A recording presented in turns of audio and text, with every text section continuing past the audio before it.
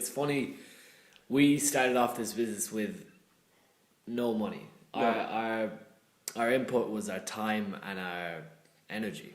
Yeah. And if you have time and energy, you can really build anything from that. You don't need money to start a business. You really don't. In hindsight. Okay, like people think it's like. Well, there was initial investment. Like Yeah. there was money put in at the beginning, but like It's not, again, it's very dependent on the business, because Yeah. if you're starting a product business, you need money investment to buy products to go Yeah. sell. Like we're fortunate, we're in an area where internet is there for us. yeah, so we already had some skills coming in, and obviously we're always learning and developing. But even on our end, like even setting up a business, like what is it, like a good few €100 to register a business, you know what I mean? Yeah. So Yeah. you will need some initial investment, but like I think that's what Gary Vee's always gone back to, is you can buy stuff on eBay for cheaper, go down to a local garage sale and buy stuff and resell it. And I know that sounds like, oh, it's a lot of work, but if you want this, you'll make it work, and you'll find the ways. Yeah. Now, money isn't like your passion. Like if you have a passion for it, I think you could make it work Yeah. by working side jobs or whatever to get it done. But I do think time and energy is the most important of the Yeah. two. Out of all three, time, energy, and money is the top three Yeah. things you need. I do think time and energy are the two most important. Yeah, definitely. It wasn't a 9 to 5 journey, like it No. was 10 o'clock or even midnight. We had a call discussing some important issues. It Like was every Yeah. night for a good while. It was late night Oh, calls, up early in the morning. yeah, Because obviously you can't just drop everything Yeah. at the start, because you still have to live at the same time. Like obviously we've all cut expenses back so that we can invest more back into the business. And Yeah. I think you'll see on Jack's channel that we're after reinvesting in a new camera and everything. So we're reinvesting back in to try and Yeah. make this as big, well, as successful as possible, you know. And obviously Jack said, and I think I That's kind of misspoke. stepping up the game, like, because you know it's like a staircase. Yeah, I suppose you don't really want to fall down or step back as much. of course. You don't need to. Of course, you never do. Like realistically, you don't want to step back, but No. at times you kind of plant yourselves. And I think one thing that really helped us is like this is kind of advice for kind of people who want to get into business, or what we've learned so far anyway, which is communication and reviewing. So I think we've said this previously to some clients, is like after in the beginning, and even still now we still do it, is like after every meeting, after every job, we also the three of us will sit down and review. So we go through the positives, what went well, what did we do good, but also what went badly, as in like taking responsibility. So let's say I said something silly, or there was a mistake made, I misstepped, or Eric misstepped, or Jack misstepped, or whatever. We'll go, okay, that mistake was made. Why did that happen? Good, it's been established. How can we do it to make sure that doesn't happen again? Fine. And then we learn from it, you know. And like I think that's led to every gig that we've actually improved internally and externally. Yeah. And of course, we're still making mistakes. Like, I'm not saying we've hit some top of the mountain sort of thing, but I think we're constantly trying to improve the way we're doing things. And the communication, like being 100% honest with each other, I think has been the other big thing with regards, like, even let's say where we don't know something went wrong, you know, let's say I go, okay, I messed up on this. Like, okay, how do we fix it? It's not like, oh, look at you, you messed up. Oh, it's all terrible. It's kind of going, okay, how can we do that doesn't happen again, and how can we go to fix it? You know. Yeah. Like, what do you think? I think that's been two like key things that we've kind of done from the beginning, which has kind of helped us out. Definitely, no. Communication is massive.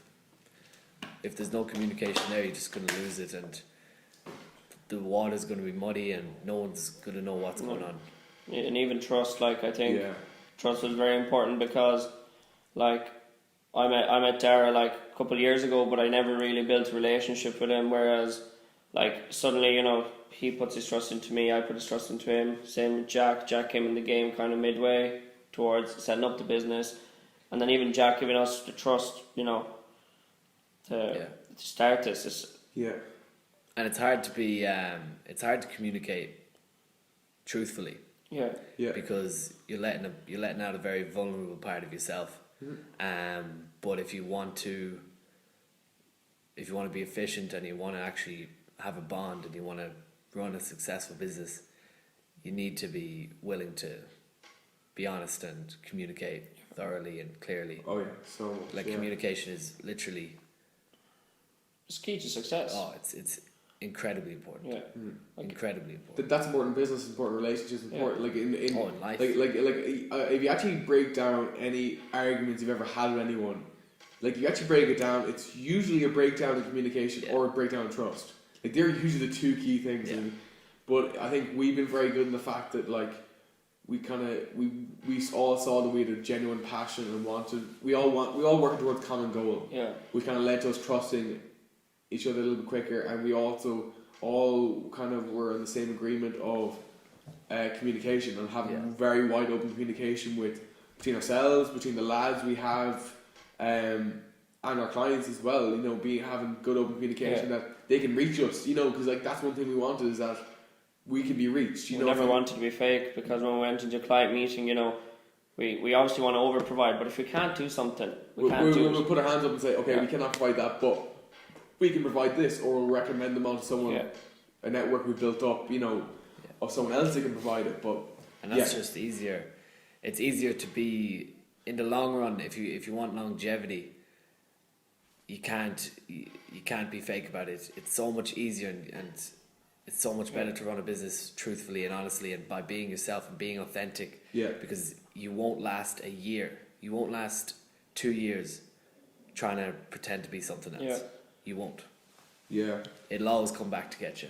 Absolutely. And like it's tougher to try and build a relationship, especially in business and on lies, because you kind of have to always remember the last lie you told, and like it's just too hard. And like I know as time's gone on, like as in like even trying to keep all client information in our head on what's going on, we've had to like build schedules, build this, that. We got notebooks. Yeah, we all have notebooks we regularly use.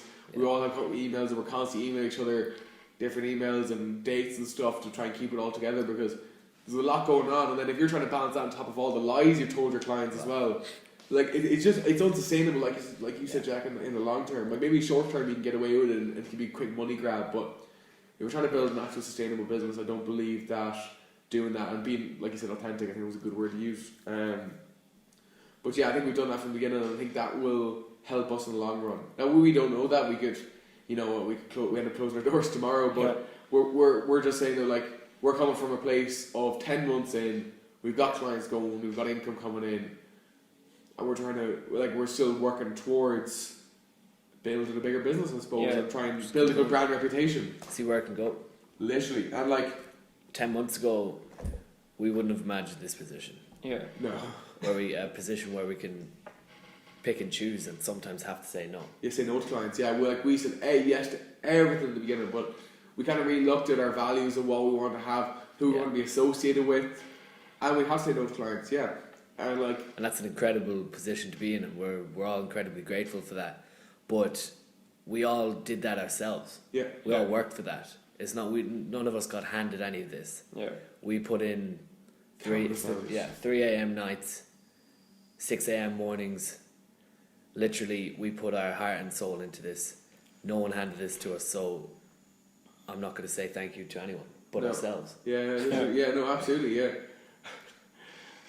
literally, like anything that we ever get or anything we ever achieve will be on the time and effort we put in, and also support structures, you know, family, friends, you know, like absolutely, like this isn't like a 3-man thing, like, you know, we all have support structures behind us.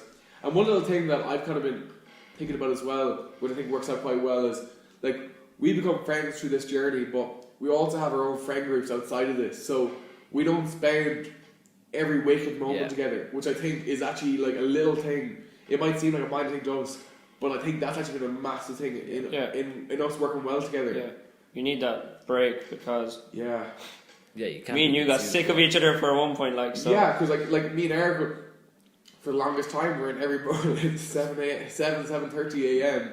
and we'd in be each other's faces. We'll be in for hours and hours. And same with me and you. I think me and you a little bit less, because I think you're a little more timid than I am. But me and Eric, like if you leave us in the room for too long, we're gonna end up arguing. Even if it's something silly, it's never something usually very serious. It's usually just minor. But when let's say stuff didn't go well that day, you can walk away, hang out with your friends, just throw the business to your back. Well, I suppose there's always looming in the back of your mind stuff that's going on in business. Because I don't think you can ever say when you're starting up a business that you can just forget about it, because like if let's say Eric was off to hang with his friends in the evening time and something get done, bite on to the call. I'm not going to bombard him with text until he calls me back, you know. Yeah. But I do think having other friend groups and being able to go off and enjoy yourselves. Yeah.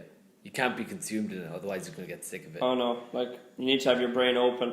Yeah. Like, it's like going for a walk. Yeah. Just on your own or your headphones, just clearing out your mind, because things do just get clogged up, and I think it helped us to rethink. Yeah. And then even get in touch again and just say, I think that was wrong, or I think that should be changed, or this is the way we should go about it.